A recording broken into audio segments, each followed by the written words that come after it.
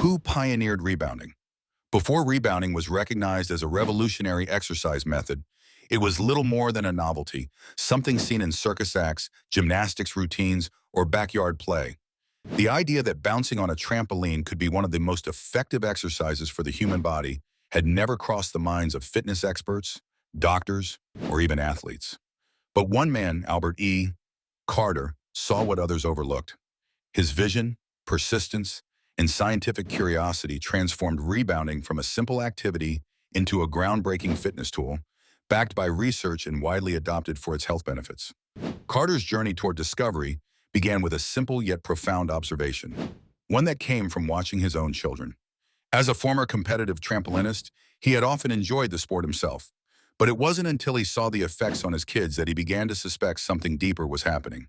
Unlike other children who engaged in typical sports like running, biking, or swimming, Carter's children, who frequently bounced on a trampoline, seemed to have exceptional endurance, coordination, and overall health. They rarely got sick, exhibited remarkable balance, and never seemed fatigued in the way other kids did after physical activity. This sparked a question in Carter's mind. Could there be something uniquely beneficial about the act of bouncing? Most people at the time saw trampolining as either entertainment or a tool for developing acrobatic skills. But Carter wasn't satisfied with surface-level explanations. He suspected that the continuous acceleration and deceleration of rebounding was doing something to the body that other forms of exercise didn't. The key, he believed, was in how gravity interacted with the body during each jump. Unlike running, where impact stress could damage joints over time, rebounding created a dynamic, weightless state at the top of each bounce, followed by a natural increase in gravitational force upon descent.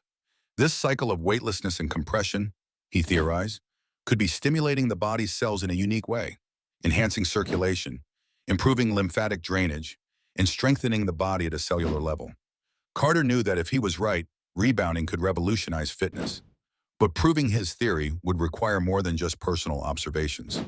He needed science to back it up. His pursuit of validation was not easy.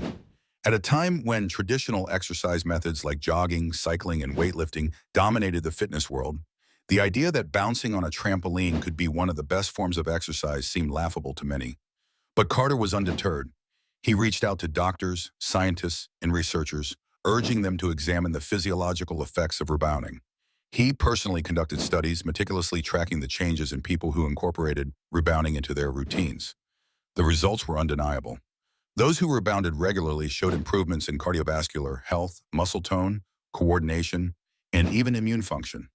Perhaps most importantly, Carter identified rebounding's impact on the lymphatic system, something that no other exercise had been shown to stimulate as effectively. The lymphatic system is crucial for detoxifying the body and maintaining immune health. But unlike the circulatory system, it has no pump of its own. Movement, particularly vertical movement, is what drives lymphatic flow. Carter's research demonstrated that the unique gravitational shifts during rebounding dramatically increase lymphatic circulation, helping to flush toxins and boost overall immunity. Years before NASA would conduct its famous studies on rebounding and its benefits for astronauts returning from space, Carter had already laid the groundwork. He knew that rebounding wasn't just another workout. It was a scientifically superior method of training the body with minimal stress and maximum benefit. In 1979, Carter compiled his findings into the Miracles of Rebounding, the first book ever written on the subject. This book became the foundation of the rebounding movement, introducing the world to a simple yet powerful way to exercise. Through Carter's vision, rebounding was no longer just a child's pastime or a circus trick. It was a legitimate, science-backed method for improving health, longevity, and physical performance. Today, every study on rebounding, every fitness program that includes trampoline workouts, and every health expert who acknowledges the benefits of bouncing owes a debt to Albert E. Carter. He was more than an enthusiast. He was a pioneer, a visionary who saw the future of fitness long before the world caught up. His relentless pursuit of knowledge and dedication to proving his discoveries changed the way we understand exercise.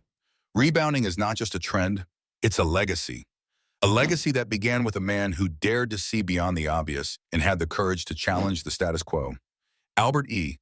Carter's insight and determination gave the world one of the most effective yet overlooked exercise tools in history. And for that, he will always be remembered as the true pioneer of rebounding.